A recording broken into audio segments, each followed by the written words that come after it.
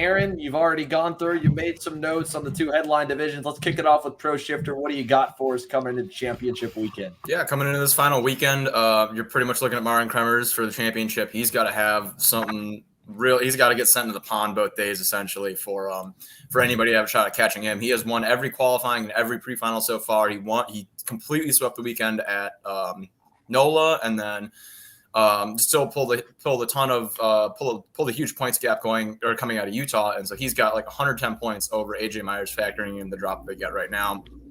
However, that battle from second to fourth right now is super close. You have AJ Myers, Kyle Wick, and Jacob Gulick, and they're only 70 points separated right now. So you're going to see a really hard fight between those guys, especially on Sunday, where you're going to want to focus on those guys on track because they're going to be fighting for the championship, not just on track position, but they might need to fight somebody else, one of those guys, harder to cost them a spot if it comes down to like a race on track for that second or third spot in the championship. And so it's been super tight.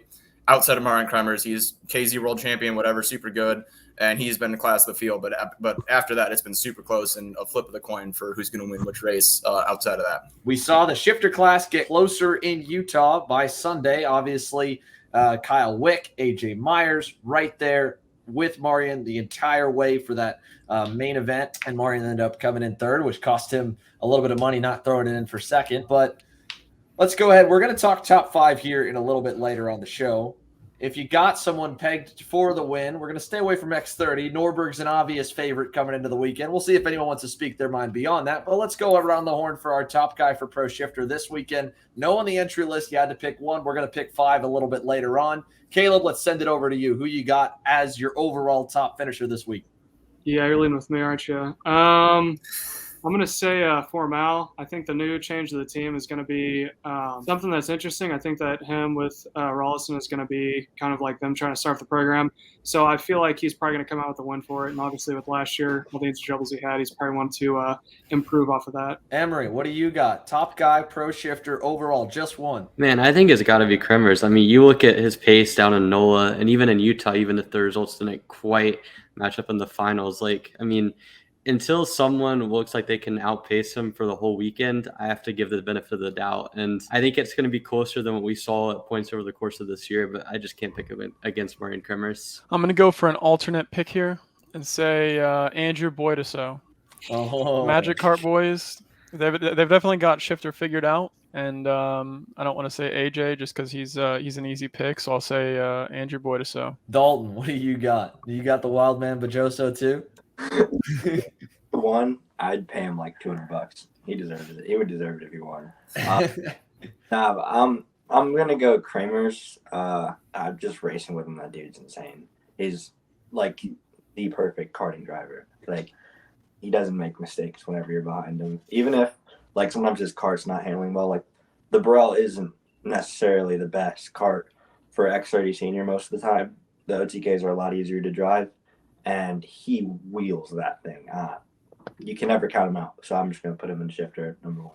Aaron, finish it off. What do you got? You guys are too basic, man. You got Marijn, obviously. Danny, I'm actually not 100% sure on Danny. I think he ran an OTK in shifter like 4 or 5 years ago.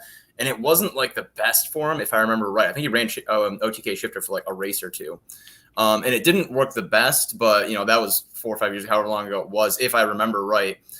So he could very well do really well. I don't think the OTK is a bad card at all. Taking a shifter, they still do really well in KZ stuff out there. I'm actually with Braden here with Andrew Bajoso because he hasn't run the full season or anything, but Newcastle is definitely his jam, and I think he'll be if he's on it, he's going to be hard to beat for sure.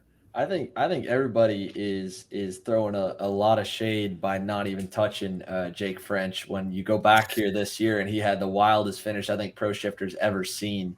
Going 3 wide across the line, put it in the barriers to beat AJ, to beat Brent Cruz at the checkered. So, I mean, obviously, spotlight's been on Marijn. He's been phenomenal everywhere we go. Every time we come to Newcastle, Jake French is super, super fast. It's to where he secured his first Pro Tour title in Pro Shifter. I think he could be a big threat. I'd like to see him. I think it'd be a feel-good victory for a lot of people. Obviously, Andrew Bajoso, if you like the wild man, the Tim Richmond, Mr. Hollywood type partier at the racetrack, that's your guy. But Jake French has come up as a bridesmaid more, I think, than I've seen out of anybody, and that's including his teammate Marijn with second place results.